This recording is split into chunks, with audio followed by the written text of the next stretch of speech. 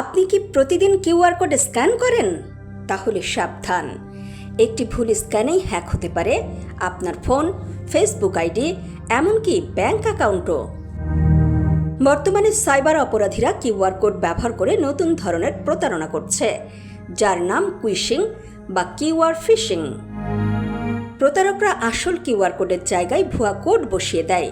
আপনি স্ক্যান করলেই চলে যান একটি নকল ওয়েবসাইটে, যা দেখতে ঠিক ব্যাংক, বিকাশ, নগদ বা পরিচিত কোনো প্রতিষ্ঠানের ওয়েবসাইটের মতো। এরপর তারা আপনার কাছ থেকে লগইন তথ্য, পাসওয়ার্ড, ওটিপি বা ব্যাংক কার্ডের তথ্য নিয়ে নেয়, আর মুহূর্তেই খালি হয়ে যেতে পারে আপনার অ্যাকাউন্ট। সবচেয়ে বেশি ঝুঁকিপূর্ণ জায়গা হচ্ছে দোকানের পেমেন্ট কিউআর, রেস্তোরাঁর টেবিল, পার্কিং মিটার, পোস্টার ও লিফলেট এবং কুরিয়ার পার্সেল।